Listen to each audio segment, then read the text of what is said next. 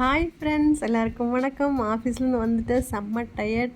But என்ன செய்யலாங்கிறத என்னோடய அடுத்த பிளானாக இருக்கும். கொஞ்சம் ரெஸ்ட் எடுத்துகிட்டு வாங்க, நைட்டுக்கு என்ன பண்ணலான்னு பார்க்கலாம். மாவு தீந்துருச்சு. ஸோ நம்ம வந்து சாப்பாடே வைக்கலாம். பாப்பாவோட டிசிஷன் என்னென்னு பார்த்தீங்கன்னா, சாப்பாடு பச்சை பயிரும் சாப்பிடணுன்னு ரொம்ப ஆசைன்னு சொல்லிட்டு களைஞ்ச அரிசிக்குள்ளே கைவிட்டு ஆட்டிகிட்டு இருந்தா.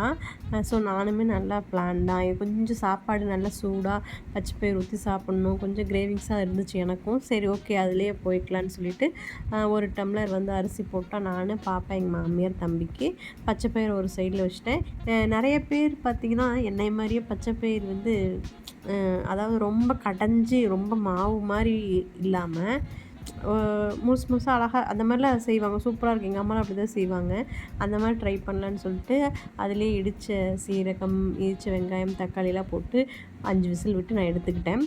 நீங்கள் இது தனியாக வந்து பச்சை பயிர் கடையணும்னு அவசியமே இல்லை. அப்படியே எடுத்து போட்டிங்கன்னாவே போதும். தாளித்து கொட்டினீங்கன்னா சூப்பராக இருக்கும். பச்சை பயிர் செம்ம சீக்கிரமாக பண்ணிடலாம், செம்ம டேஸ்டியாக பண்ணிடலாம்.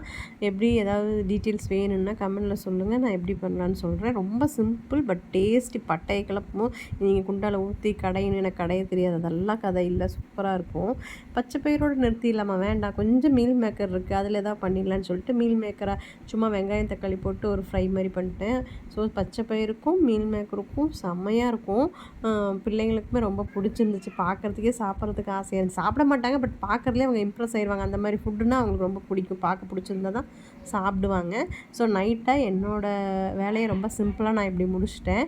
நீங்கள் ஆஃபீஸ் போகிறவங்களா இருந்தால், இல்லை வீட்டில் இருக்கிறவங்களா இருந்தாலுமே நைட்டுக்கு இந்த மாதிரிலாம் சாப்பாடு குழம்புலாம் வச்சு செய்வீங்களா? இல்லை நைட் நேரம் தான் டிஃபன் ஐட்டம் தான் போய்க்கலாம் அப்படின்னு நினைப்பீங்களா? எப்படின்னு மறக்காமல் கமெண்ட்டில் சொல்லிட்டு போயிடுங்க. அப்புறம் நான் என்னோடய டேஸ்டியான பச்சை பயிரும் அண்ட் மீல் மேக்கர் கிரேவியும் சாப்பிட போகிறேன். நீங்களும் இந்த மாதிரிலாம் டேஸ்ட்டாக இருப்பீங்களாங்கிறதையும் கமெண்டில் சொல்லுங்கள்.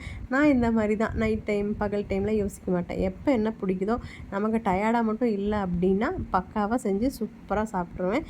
சாப்பிட்றதுக்காக தான் வாழ்கிறோம், வாழ்கிறதுக்காக தான் சாப்பிட்றோம். நீங்கள் என்ன சொல்கிறீங்க? பாய்.